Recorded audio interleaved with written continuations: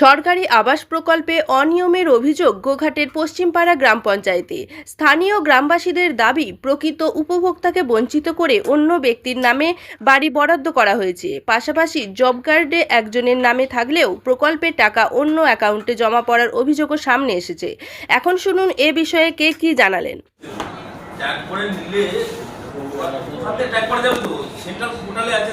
আমাদের এখান থেকে দরকার নাই তো, ওরা থেকে নিয়ে নেবো।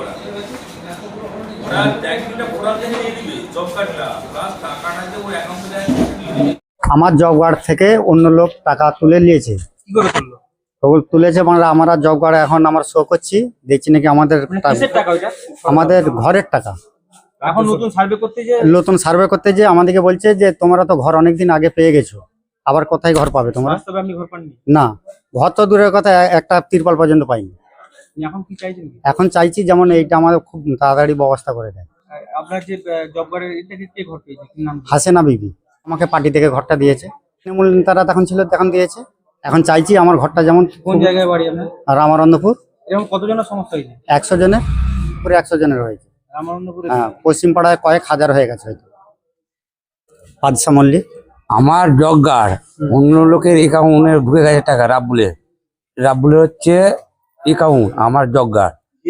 আমার ঘরও সার্ভে করতে গিয়ে এইটা ধরা পড়েছে, বুঝে গেছো। দেওয়ার পর আমার ঘর ঢুকে নি, আমার লাল গাড়িটায় দাগ পড়ে গেছে, আর ঘর পাওয়া যাবে নি। এই লাল গাড়িটা যেমন পুরো চেষ্টাটা যেমন করে ব্যবস্থা করতে হবে। এটা সার্ভে করতে গিয়ে এইটা রাব্বুল পেয়েছে। কোথায় বাড়িটা? রামানন্দপুরে। আপনার ওখানে? হ্যাঁ, আপনার বাড়ি কোথায়? আমার রামানন্দপুরে বাড়ি। পঞ্চায়েতের নাম কি? পশ্চিমপাড়া। এটা কি মনে করছেন, মানে কেরা টাকাটা এইভাবে করে দিয়েছে বলে? আমারও তো জানি না এবারে কিভাবে করেছে না কি করেছে, আমরা তো বলতে পারবো না। জানে রাব্বুল বলে যে ব্যক্তি টাকা ঢুকেছে তাকে? এবার রাব্বুল জানে, ও জানবে যে কে দিয়েছে ঘরটাকে। এখন কোথায় আসছেন? হ্যাঁ, এখন কোথায় আসছেন? এখন পঞ্চায়েতকে এসেছিল। কেন? হ্যাঁ, নেতারা বললো যে পঞ্চায়েতকে যা, পঞ্চায়েতে করবো। তারপরে আমরা গোঘাটে যেতে যাবো, বিডিও অফিস যাবো। বিডিও অফিস যদি বলে গোঘাটে কেস করে যাবো, কেস করে দেবো। হ্যাঁ, আপনারা ব্যবস্থা নেবেন? হ্যাঁ। আপনার নাম? আবিদুল মল্লিক। এই বিষয়টা আছে, এই বিষয়টা আমার কাছে আসছিল, আমি ভিডিওতে পাঠিয়েছিলাম। এবং এই জব কার্ড নিয়ে এবং অন্য লোকের জব কার্ডে অ্যাকাউন্টে অন্য লোক বাড়ি পেয়েছে, এরকম যে দুর্নীতি হয়েছে, সেই দুর্নীতি এমনি আপনার পশ্চিমপাড়া অঞ্চলে কয়েক হাজার, অন্যান্য অঞ্চলেও আছে। এটার বিষয় আছে যে বেনিফিশিয়ারি মাতুজান বিবি, আর জব কার্ড হচ্ছে বাবর আলী খানের। না, জব কার্ড ইশতেহার গায়নের জব কার্ড, আর মাতিজান বিবি বাড়ি পেয়েছে। মানে সব ইশতেহারের গায়নের নামে, আর কিন্তু টাকা হচ্ছে অন্য লোকের নামে, অন্য লোকের নামে। কি করে সম্ভব এটা? এবং সম্ভব এটা আপনার পঞ্চায়েত লেভেল বা উপর লেভেল যে কোনো একটা জায়গা থেকে দুর্নীতি হয়েছে।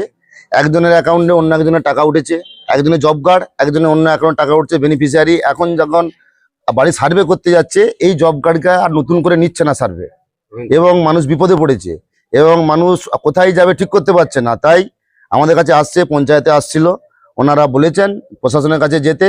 আমিও যারা সব আছে এরকম গোলমাল, প্রতিটা পঞ্চায়েতে আমি গিয়ে দেখবো। আমি এখন আছি পশ্চিমপাড়া পঞ্চায়েতে, এখানে কয়েক হাজার আছে।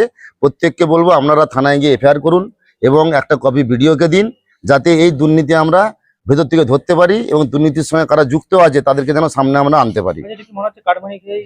একবারে কার্ডমানি মানে এক একটা বাড়ির জন্য 20,000 টাকা পর্যন্ত নেওয়া হয়েছে। এবং যেগুলো বেনিফিশিয়ারি যারা বাড়ি পেয়েছে তারা আদৌ থেকে বাড়িই করেনি, পুরো টাকাটাকে তারা অন্য জায়গায় খরচা করেছে বাড়ি না করে, এবং তৃণমূলকে কার্ডমানি দিয়ে আজকে এই দুর্নীতি করা হয়েছে। বাস্তবে যারা পাওয়ার যোগ্য কিন্তু তারা কিন্তু বাড়ি পায়নি। একবারে যারা আজকে পাওয়ার যোগ্য তারা জব কার্ড নিয়ে চারিদিকে পাগলের মতো ছুটে বেড়াচ্ছে, তারা তাদের বাড়ি সার্ভে করতে পারছে না। এবং এটা প্রশাসনের আমরা দৃষ্টি আকর্ষণ করব, যাতে খুব দ্রুত, কারণ আপনারা জানেন 31 তারিখের মধ্যে আবাসে সার্ভে শেষ হবে। তাই প্রশাসনের কাছে আমরা অনুরোধ করব, আবেদন রাখবো যে যত দ্রুত সম্ভব এই সমস্যাটা সমাধান করে এরা যেন বাড়ি নতুন করে সার্ভে করে যেন বাড়ি পাই, সে আবেদন আমরা প্রশাসনের কাছে রাখবো। পশ্চিমপাড়া অঞ্চলে কয়েক হাজার এরকম, আর যত খবর পাচ্ছে আসছে। আর সলিউশন আমরা বিডিওর সঙ্গে কথা বলছি, প্রশাসনের সঙ্গে, পুলিশের সঙ্গে কথা বলছি, আমরা এমএলএর সঙ্গে কথা বলছি। এটা যে কোনো ভাবে এটাকে করতে হবে, কারণ আপনারা জানেন 31 তারিখের পর বাড়ি সার্ভে শেষ হয়ে যাবার পর আমাদের রাজ্য থেকে নির্দেশ কবে আবার সার্ভে হবে তার কোনো নির্দিষ্ট কোনো নেই। যে কবে হবে। তাহলে এরা বাড়ি থেকে আজকে বঞ্চিত আছে, যাতে এরা যাতে বাড়ি পায় এবং সেটা আর নিজেদের জব কার্ডে যেভাবে সিস্টেম আছে সিস্টেমে যেন পায়। তার জন্য আমরা প্রশাসনের কাছে আমরা প্রয়োজনে আমরা এদেরকে হেল্প করব, আমরা থেকে এই সমস্যাটা সমাধান করার চেষ্টা করব। আপনার নাম? আমার নাম তমাল ঘোষ, আর গোয়ার 2 মন্ডল সভাপতি বিজেপি। নিউ নূর সোফা সেন্টার, এখানে সমস্ত রকম সোফা পাইকারি ও রিটেলে বিক্রয় করা হয়। সমস্ত সোফা নিজস্ব কারখানায় তৈরি করা হয়। প্রোপাইটার হানিফ হোসেন খাঁ ও রুহুল হোসেন খাঁ, বড়ডোঙ্গল হাটতলা সিনেমা হলের সন্নিকটে, হুগলি। যোগাযোগ 7797170093 এবং 9382003105।